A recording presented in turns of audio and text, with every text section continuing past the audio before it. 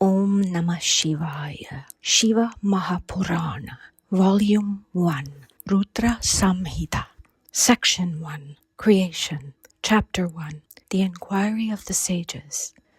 I bow to Shiva, the consort of Gauri, the sole cause of the origin, sustenance, dissolution of the universe, who has understood the reality, who is of endless renown, who is the support of Maya, but is free from its influence, whose form is incomprehensible, who is unsullied, and who is perfect knowledge itself. I salute Shiva, who is prior to Prakriti, who is calm and tranquil, the only excellent Purusha, who has created the visible universe, and who stays both within and without, like ether.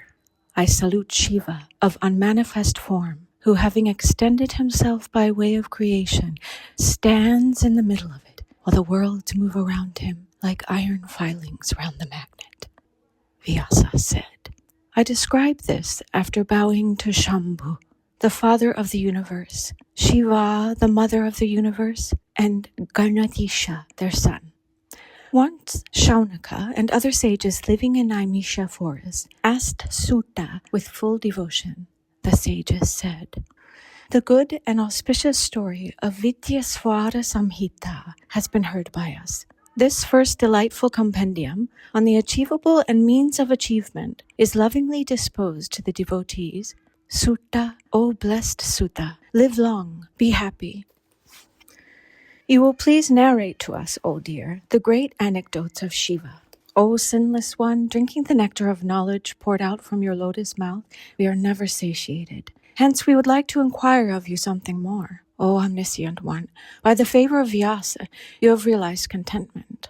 There is nothing not known to you, whether of the past, present, or future. In return for your excellent devotion, you have gained the great favor of your preceptor Vyasa. You have understood everything. You have made your life highly noble and purposeful. Now, O wise one, please explain the excellent form of Shiva.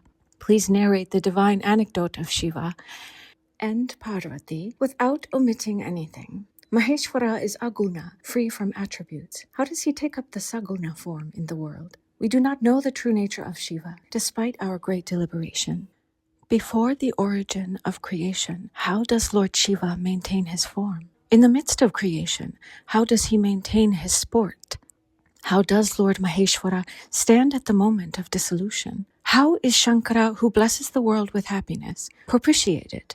What benefit does the great Lord confer when he is pleased with his devotees and others? Please tell us. We have heard that the Lord becomes pleased instantaneously. The merciful Lord is unable to bear the stress and strain that his devotee undergoes.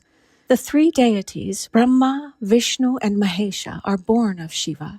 Among them, Mahesha, when he has all the substrata of elements, is Shiva himself, as distinct from Mahesha. Please explain his manifestation and tell us about his various activities. Please tell us about the birth of Uma and her marriage too, O Lord. Their domestic life and their divine sports shall also be narrated to us. O sinless one, please tell us all about it and anything else that shall be told.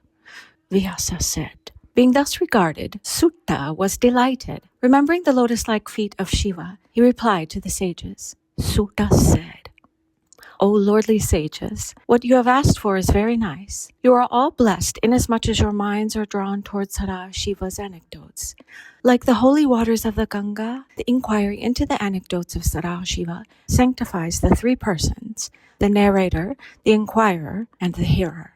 O Brahmins, except for the slayer of animals, who can be adverse to hear the narrative of the attributes of Shiva that highly delights the three types of people always?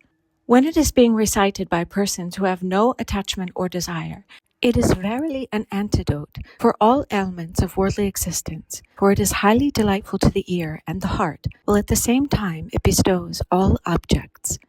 O Brahmins, I shall explain Shiva's sports in the light of your enquiry, as far as my intelligence enables me to do so. Please listen respectfully. Induced by Lord Vishnu, a manifestation of Shiva, Narad had also put the same question to his father Brahma as you are asking me now. On hearing the words of his son, Brahma, a devotee of Shiva, was delighted in his mind. Out of love, he sang the glory of Shiva, heightening the pleasure of the excellent Sage Narad. Vyasa said, "The learned Brahmins, on hearing the words of Suta, became eager to know more of that conversation, and so asked him. The sages said, 'O Suta, O blessed Suta, of great intellect and foremost among the devotees of Shiva, on hearing your most delightful words, our minds have become very eager to know more. Dear one, please tell us lovingly when this highly pleasant conversation between Brahma and Narad took place, wherein Shiva's glory was sung and the divine sport of Lord Shiva, destructive of worldly existence, had been discussed. What were the questions, and how were they answered? Please explain.' On hearing these words of the sages of noble mind, Suta was pleased much and narrated everything pertaining to the conversation referred to.